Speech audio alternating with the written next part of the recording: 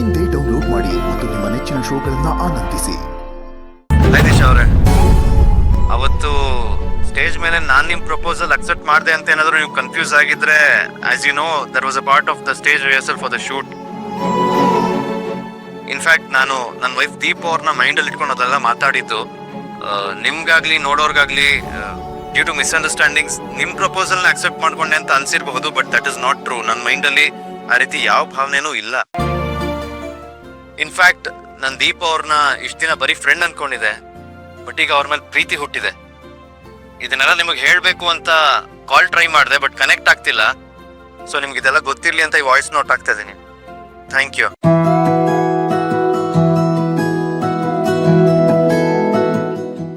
I love you. I love you so much.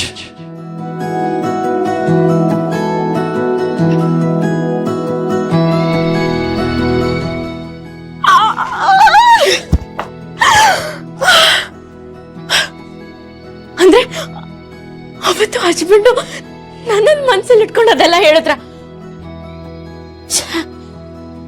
ಇಷ್ಟ ದಿನ ನಾನೇ ಹಸ್ಬೆಂಡ್ ಬಗ್ಗೆ ತಪ್ಪಾಗಿ ತಿಳ್ಕೊಂಡ್ಬಿಟ್ಟಿದ್ದೆ. ಅಲ್ಲ ಹಸ್ಬೆಂಡು, ಅವತ್ತು ಅವಳು ನಿನ್ ಮುಂದೆ ಬಂದಾಗ ನನ್ ಮೇಲೆ ಇದ್ದು ಪ್ರೀತಿ ಎಲ್ಲ ಹೇಳ್ಕೊಂಡ್ರಲ್ವಾ, ಇವತ್ ನಾನೇ ನಿಮ್ ಮುಂದೆ ಬಂದಿದ್ದೆ. ಆಗ್ಲಿಕ್ಕೆ ಹೇಳಕ್ ಆಗ್ಲಿಲ್ಲ, ಇದು ಕೊಬ್ಬು ತಾನೆ. ನೋಡ್ತಾರೆ, ಇವಾಗ ನೀವೇ ನನ್ನ ಹತ್ರ ಬಂದು ಕ್ಷಮೆ ಕೇಳಿ ನಿಮ್ ಪ್ರೀತಿನ ಹೇಳ್ಕೊಳ್ಳೋವರೆಗೂ ನಾನ್ ಮಾತ್ರ ನಿಮ್ಗೆ ಸುಲಭವಾಗಿ ಸಿಗಲ್ಲ, ನಿಮ್ ಪ್ರೀತಿಗೂ ಕರ್ಗಲ್ಲ.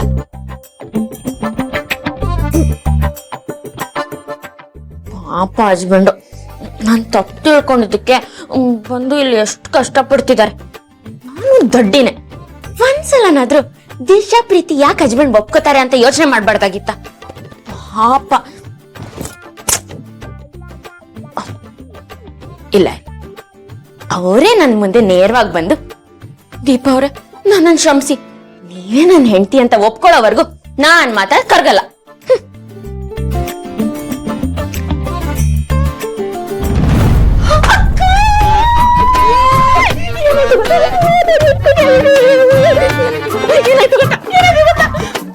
ಏನ್ ವಿಷಯ ಅಂತ ಹೇಳು. ಇದನ್ನ ನೋಡಿ, ದಿಶಾ ಆಗಿದ್ದಾಗ ಯೂಸ್ ಮಾಡ್ತಿದ್ದಿದ್ ಫೋನು. ನೀರಿ ಅಕ್ಕ, ನೀವೇ ತಾನೇ ಈ ಫೋನ್ ನನ್ನ ಸೀರೆ ಮಧ್ಯದಲ್ಲಿ ಇಟ್ಟಿತ್ತು? ಹೌದು. ಅದೆಲ್ಲ ಬಿಡಿ, ನನ್ನ ಹಸ್ಬೆಂಡ್ ದಿಸಿಂಗ್ ಏನ್ ಮೆಸೇಜ್ ಕಳಿಸಿದ್ದಾರೆ ಅಂತ ನೋಡಿ. ನೋಡಿ, ಇನ್ಫ್ಯಾಕ್ಟ್ ನಾನು ನನ್ನ ವೈಫ್ ದೀಪ್ ಅವ್ರನ್ನ ಮೈಂಡಲ್ಲಿ ಇಟ್ಕೊಂಡು ಅದೆಲ್ಲ ಮಾತಾಡಿದ್ದು. ನನ್ನ ದೀಪ ಅವ್ರನ್ನ ಇಷ್ಟ ದಿನ ಬರೀ ಫ್ರೆಂಡ್ ಅನ್ಕೊಂಡಿದೆ, ಬಟ್ ಈಗ ಅವ್ರ ಮೇಲೆ ಪ್ರೀತಿ ಹುಟ್ಟಿದೆ. ಇದನ್ನೆಲ್ಲ ನಿಮಗೆ ಹೇಳಬೇಕು ಅಂತ ಕಾಲ್ ಟ್ರೈ ಮಾಡಿದೆ, ಬಟ್ ಕನೆಕ್ಟ್ ಆಗ್ತಿಲ್ಲ. ಸೊ ನಿಮ್ಗೆ ಇದೆಲ್ಲ ಗೊತ್ತಿರ್ಲಿ ಅಂತ ಈ ವಾಯ್ಸ್ ನೋಟ್ ಆಗ್ತಾ ಇದೀನಿ. Thank you. ಅಕ್ಕ ಕೇಳಿಸ್ಕೊಂಡ್ರ? ಓ, ನನಗೆ ಖುಷಿ ಆಗ್ತಿದೆ.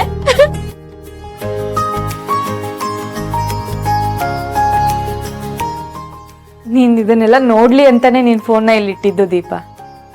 ಅಂತೂ ನನ್ನ ಉದ್ದೇಶ ಈಡೇರ್ತಲ್ಲ. ತಪ್ಪು ಮಾಡ್ಬಿಟ್ಟೆ ಅಕ್ಕ, ತುಂಬಾ ದೊಡ್ಡ ತಪ್ಪು ಮಾಡ್ಬಿಟ್ಟೆ. ಪಾಪ ನಮ್ ಬೆಂಗಳೂರು ಭಾವ ನಿನ್ನೇ ಮನ್ಸಲ್ಲಿ ಇಟ್ಕೊಂಡು ಅವ್ರ ಪ್ರೀತಿನ ಹೇಳ್ಕೊಂಡ್ರೆ ನೀನ್ ಅದನ್ನೇ ತಪ್ಪರ್ಥ ಮಾಡ್ಕೊಂಡು ತುಂಬಾ ದೊಡ್ಡ ತಪ್ಪು ಮಾಡ್ಬಿಟ್ಟೆ ನೀನು. ಇದಂತೂ ಅಕ್ಷಮ್ಯ ಅಪರಾಧ. ನಾನಂತೂ ಇದನ್ನ ಕ್ಷಮಿಸಲ್ಲ. ನೀನ್ ಈಗಿಂದೀಗ್ಲೇ ಸ್ಲೋ ಮೋಷನ್ ಅಲ್ಲಿ ಭಾವನ ಹತ್ರ ಓಡೋಗಿ ಸಾರಿ ಕೇಳಿ ಅವ್ರನ್ನ ಗಟ್ಟಿಯಾಗಿ ತಪ್ಕೊಂಡ್ಬಿಡು. ಬರೀ ತಪ್ಕೊಂಡ್ರೆ ಸಾಕ? ಐ ಲವ್ ಯು ಹಸ್ಬೆಂಡು ಅಂತ ಬೆಂಡ್ ಮಾಡಿ ಹೇಳಕ್ ಬೇಡ? ಅದನ್ನ ತಪ್ಕೊಂಡ್ ಆದ್ಮೇಲೆ ಹೇಳಿ ಕಣೋ, ಮೊದ್ಲು ತಪ್ಕೊಳ್ಳಿ. ಅಕ್ಕ, ಇವನ್ ಮಾತು ಯಾವ್ದೇ ಕಾರಣಕ್ಕೂ ಕೇಳ್ಬೇಡ. ಭಾವನ್ ಪ್ರೀತಿನ ಒಪ್ಕೋಬೇಡ. ಏನೋ ಹೇಳ್ತಿದ್ಯಾ? ಸುಬ್ಬು ಯಾವಾಗ ಸತ್ಯನೇ ಹೇಳೋದು. ಪ್ರೀತಿ ವಿಷಯದಲ್ಲಿ ಭಾವ ಮಾಡಿರೋದು ತಪ್ಪು ತಪ್ಪು ತಪ್ಪು. Objection my lord, objection overruled. Thank you my lord. ಇವ್ರು ಅಬ್ಜೆಕ್ಷನ್ ಮಾಡ್ಲೇಬೇಕು, ಇವ್ರಿಗೆ ಬೇರೆ ದಾರಿನೇ ಇಲ್ಲ. ಫಸ್ಟ್ ನೀವು ನಿಮ್ ವಾದನ ಮಂಡಿಸಿ, ಆಮೇಲೆ ನಾವು ನಮ್ದು ಹೇಳ್ತೀವಿ. ಆಯ್ತು ಸರಿ ಲಾರ್ಡ್, ಒಂದ್ ಸ್ವಲ್ಪ ಸುಮ್ನೆ ಇರ್ತೀರಾ? ಏನ್ ನೀವಿಬ್ರು ಕೋರ್ಟಲ್ಲಿ ವಾದ ಮಾಡೋ ತರ ಆಡ್ತಿದ್ದೀರಾ? ಅಕ್ಕ, ನೀನು ಪ್ರೀತಿ ವಿಷಯದಲ್ಲಿ ಇಕ್ಕಟ್ಟಲ್ಲಿ ಸಿಗಾಕೊಂಡಿದ್ಯಾ. ಇದನ್ನ ಮಾತಿಂದ ಅಥವಾ ಕ್ಷಮೆಯಿಂದ ಗೆಲ್ಲಕ್ಕಾಗಲ್ಲ. ಇದನ್ನ ವಾದ ಮಾಡೇ ಗೆಲ್ಬೇಕು. ಭಾವ ಅವರಾಗವರೇ ಬಂದು ನಾನ್ ಮಾಡಿದ ತಪ್ಪು ಅಂತ ನಿನ್ನ ಹತ್ರ ಹೇಳ್ಬೇಕು. ದಿಶಾನೋ ಅವಳು ನನ್ ಮನ್ಸಲ್ಲಿ ಇಲ್ಲ ಅಂತ ಹೇಳ್ಬೇಕು. ನನ್ ಮನ್ಸಲ್ಲಿ ಇರೋದು ನೀವೇ ದೀಪ ಅವ್ರೆ ಅಂತ ಹೇಳ್ಬೇಕು. I am sorry, I love you so much ಅಂತ ಕಾಲ್ ಹಿಡ್ಕೊಂಡು ಬೇಡ್ಕೋಬೇಕು. ಇಷ್ಟೆಲ್ಲ ಮಾಡೋವರೆಗೂ ಒಪ್ಕೋಬೇಡ ಅಕ್ಕ. ಹಾಗಂತ್ಯಾ? ನೋಡು, ಒಂದ್ ಯೋಚನೆಲಿ ಕೊರ್ಗಿ ಕೊರ್ಗಿ ಸ್ವರ್ಗ ಹೋಗಿದ್ಯಾ. ಹೌದು ಕಣೋ, ಸ್ವರ್ಗ ಹೋಗಿದ್ದೀರಿ. ಅಕ್ಕ ಸ್ಲಿಮ್ ಆದ್ರೆ ಬಾವಾಗ ನಿನ್ನಿಂದ ಇಷ್ಟ ಆಗ್ತೀಯಾ ಅಂದ್ರೆ ಅಕ್ಕನ ಆರೋಗ್ಯ ಹಾಳಾದ್ರೂ ಪರವಾಗಿಲ್ಲ ಅಂತಿದ್ಯಾ? ಅಕ್ಕ ನೀನ್ ಮಾತ್ರ ಬಾವನ್ ಕಡೆ ತಿರುಗೂ ನೋಡ್ಬೇಡ. ಅಕ್ಕ, ಗೊತ್ತಿಲ್ಲದೆ ಮಾಡಿರೋ ತಪ್ಪನ ಕ್ಷಮಿಸಿ ಮುಂದೆ ಹೋಗೋದು ಜಾಣ್ತನ. ಇಲ್ದೇ ಇದ್ರೆ ಸಮಸ್ಯೆ ಇನ್ನ ದೊಡ್ಡದಾಗುತ್ತೆ. ನನ್ ಮಾತ್ ಕೇಳಕ್ಕ ಬಾವನ ಹತ್ರ ಹೋಗಿ ಪ್ರಪೋಸಲ್ ಒಪ್ಕೋ. ನಾನು ಇದನ್ನ ಬಲ್ವಾಗಿ ದಂಡಿಸ್ತೀನಿ. ನಾನು ಇದನ್ನ ಒಪ್ತೀನಿ. ಅಕ್ಕ ಬಾವನ ಹತ್ರ ಹೋಗಲ್ಲ. ಬಾವ ಅಕ್ಕನ ಹತ್ರ ಬರಲ್ಲ. ಬರ್ಬೇಕು, ಬರಲ್ಲ, ಬರ್ಬೇಕು, ಬರಲ್ಲ, ಬರ್ಬೇಕು, ಬರಲ್ಲ. ನಿಲ್ಲಿಸಿ. ಅಕ್ಕ, ನಿನ್ನ ಹೃದಯದ ಮಾತ್ ಕೇಳು. ಅಕ್ಕ ಬುದ್ಧಿ ಮಾತ್ ಕೇಳು. ಹೃದಯ, ಬುದ್ಧಿ, ಹೃದಯ, ಬುದ್ಧಿ. ಇಬ್ರು ಸುಮ್ಮನೆ ಇದ್ರೆ ಸರಿ. ನಿಂತ್ಕೊಳ್ಳಿ ಅಲ್ಲಿ.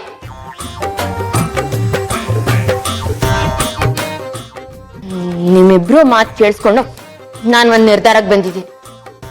ನನ್ನ ಹಸ್ಬೆಂಡ್ ನಂಗ್ ಕೊಟ್ಟಿದ್ ನೋವಿಗೆ ಕ್ಷಮೆ ಕೇಳಿ ನನ್ನನ್ನು ಒಪ್ಕೊಳ್ಳಿ ಅಂತ ಬೇಡ್ಕೊಳ್ಳೋವರೆಗೂ ನಾನ್ ಮಾತ್ರ ಅವ್ರ ಮುಂದೆ ತಲೆ ಬಾಗಲ್ಲ. ಸೂಪರ್ ಅಕ್ಕ, ಸೂಪರ್.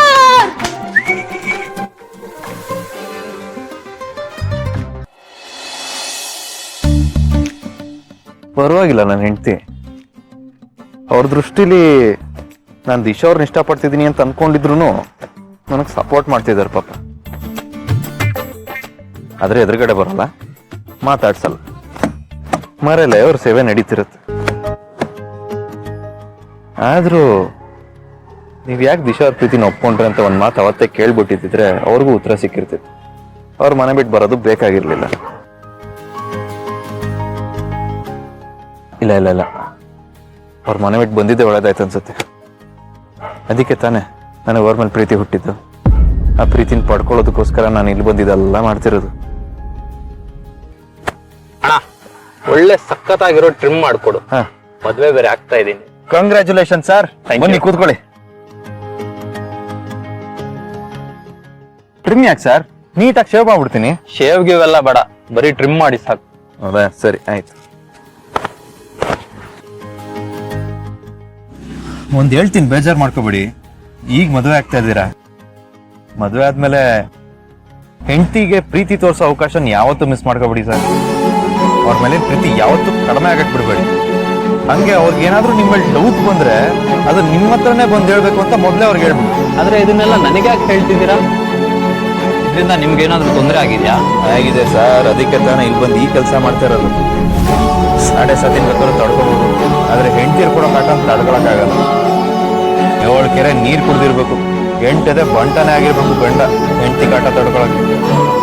ಒಟ್ನಲ್ಲಿ ಹೆಂಡತಿನ ಎದುರಿಸ್ಬೇಕಂದ್ರೆ ಗಂಡಿನ ಮೀಟ್ರ್ ಬೇಕು ಸರ್, ಮೀಟ್ರು.